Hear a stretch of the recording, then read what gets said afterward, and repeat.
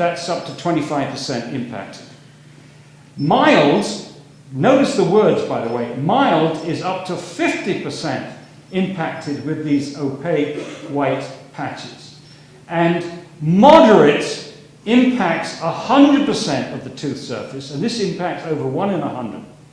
It not only impacts 100% of the tooth surface, it tends to get discolored and with indentations. And amongst other things, that causes psychological damage to teenagers who don't want to smile or talk on their first date. Now, it turns out that the first year of life is the worst year for exposure to fluoride as far as developing dental fluorosis. And that's what prompted, on November of 2006, the American Dental Association, in an e-gram to its members, said, this is what they should advise parents. If using a product that needs to be reconstituted, parents and caregivers should consider using water that has no or low levels of fluoride. That's their advice. But they didn't get this warning to parents. And nobody is getting this warning to parents in the agencies which promote fluoridation. Nobody in Health Canada is taking steps to warn parents in London or any other fluoridated community that they shouldn't be using tap water to make up baby formula. Nor has anybody worked out what you're going to do with low-income families that can't afford bottled water. So look at what happened. We tried to get this warning. In the New Hampshire legislature, we tried to get legislation which would require water departments in fluoridated communities to put this warning on the water bills. Your water is fluoridated. Parents should not use tap water to make up baby formula. We tried to get their warning to parents. And guess what? The American Dental Association and its representatives in New Hampshire jumped all over this. They prevented this legislation from going through. And that's what is another example of working backwards. For them, it's more important to protect the water fluoridation program than it is to protect our babies, at least from developing dental fluorosis. They won't let us take their warning and get it to parents. And one of the things that you should think of doing in London, whilst you're waiting to get fluoride out of the water, that's clearly the goal that hopefully you'll all have by the time you leave here this evening. But in the interim, get the council to get the water department to put that warning on the water bills.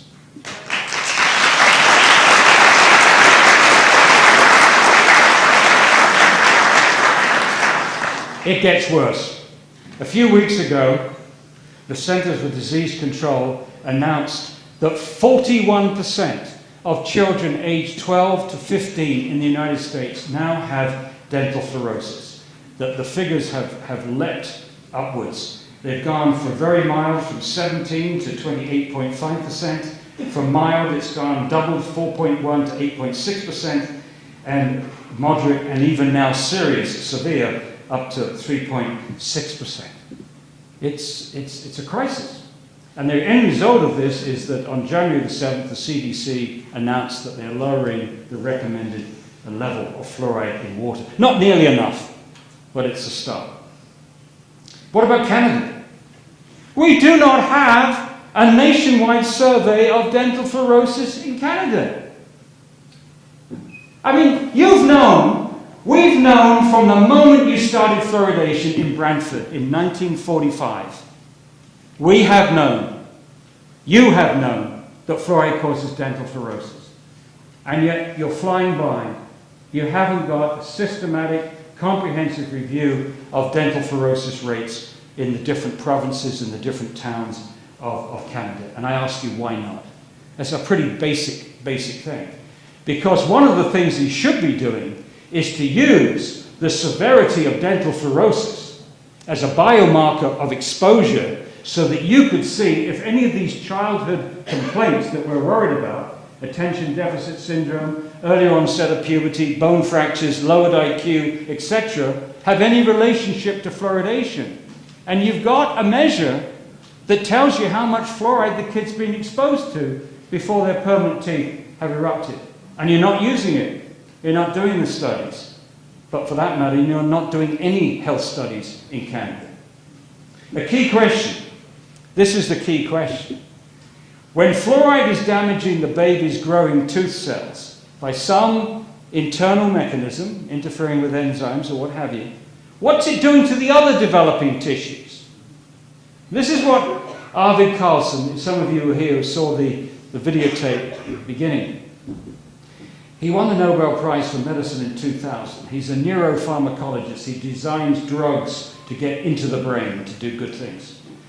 And he led the successful campaign to keep fluoridation out of Sweden in the 1970s. And this is one of the arguments he used in 1978. One wonders what an increase in the exposure to fluoride, such as occurs in bottle-fed infants, may mean for the development of the brain and the other organs. The baby should not be exposed to fluoride up to 250 times the level of fluoride that occurs in mother's milk. The brain is very, very sensitive tissue. It's not fully protected at birth. Now, this is the National Research Council. It is apparent that fluorides have the ability to interfere with the functions of the brain. There have now been over 100 animal experiments which shows that fluoride can damage the brain. There have been 24 published studies from China, Iran, India, and Mexico indicating that moderate exposure to fluoride, naturally occurring fluoride, is associated with lowered IQ in children. And I want to tell you about one of those studies because we've got them all listed on our webpage and they're all listed in our book. I want to tell you about one study because I had the opportunity to go to China and visit the two villages where this study was conducted. One village, the well water, the fluoride levels were less than 0.7 parts per million, and in the other village, the levels were between 2.5 and 4.5 parts per million. Now, when I visited those villages, what was remarkable about them is how similar they were in every respect. The housing was the same. The occupations were the same. They're all rural farmers. The education system was the same. The diet was the same. Everything that you could think, the lifestyle was the same. Rural farmers. The only thing, the big difference was this level of fluoride in their well water. In a way, it was an ideal place for an epidemiological study. But they also controlled for lead exposure. There was no difference in the lead exposure, and there was no difference in iodine uptake. It's important because both of those can interfere with IQ. Now, they found that across the whole age range, IQ was lowered by 5 to 10 IQ points. There was a complete shift in the curve of IQ. So there were fewer geniuses in the high fluoride village and more mentally handicapped children in the village with the high fluoride doses. Not that high notes, 2.5 to 4.5. And Zhang estimated that the threshold was 1.9 parts per million. That's when you see the lowering of IQ begin. Now, this is where the margin of safety argument comes in big time. If the fluoride is associated with the lowering of IQ of children, 1.9 parts per million, in a small population, there's about 300 kids in that village, the 2.5 to 4.5 parts per million. Now think about it. Those kids are all Chinese, fairly stable population, so a pretty homogeneous gene pool there. Now, what have you got to do if you're a regulator and you know that harm is occurring at 1.9? You've got to have a margin of safety to protect the whole population. And the whole population is not Chinese coming from one village. The whole population is many different nationalities in Canada, many different health status, many different sensitivities. You have to assume at least a range of sensitivity to any toxic substance, at least a factor of 10. A factor of 10. In other words, you have to assume that in your whole population, that some children are going to be 10 times more sensitive to the endpoint, to this toxic substance, than the other children. 10 times. So in order to find a dose which is protective of the whole population, you have to have a margin of safety of 10. Okay? Margin of safety of 10. A safety factor of 10. Now I'm going to make the calculation a little simplified by, let's assume that all those children are drinking just 1 litre of water a day. Now 1.9 parts per million is 1.9 milligrams per litre. And if they're all drinking 1 litre, then this dose that's causing harm is 1.9 milligrams per day. So now let's divide that by 10. And so the safe dose, which we're establishing in order to protect every child in Canada from possible brain damage from drinking fluoridated water, is 0.19 milligrams per day. That's 1.9 divided by 10. That is standard toxicological procedure. This is the standard stuff that you do in any risk assessment for a toxic substance. I've done it myself umpteen times. I've taught my students how to do this umpteen times. We did this umpteen times for health risk assessments conducted for incinerators. 0.19 milligrams of fluoride is less than half a glass of water. So to protect the whole population of Canadian children, you don't want them drinking more than half a glass of water, of fluoridated water. Obviously, that's not happening. So you've got, please put up your hand if you understand what I've just taken you through. There is no margin of safety to protect all of Canada's children from lowering of IQ caused by fluoride based upon this Chinese study. And it's not just one study, it's 24 studies. Now, it's possible that you can find things wrong with the methodology, and that's normally what they try to do.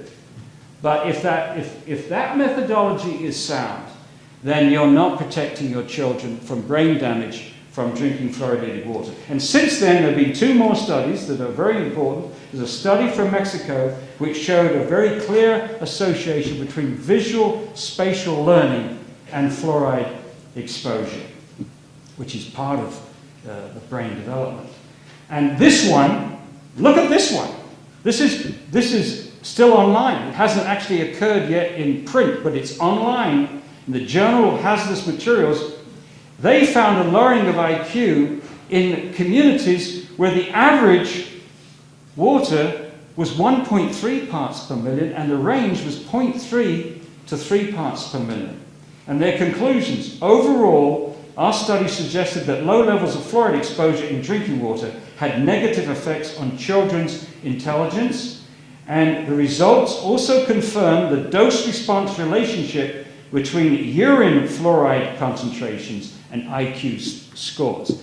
Now, this is good. What they did here, by they're looking at urine levels, they brought this closer to individual exposure. You've eliminated the notion of how much water the kids have drunk, because you know from the level of fluoride in their urine how much they've been exposed to. And this level of fluoride in their urine correlates with the lowering of IQ. There's the graph.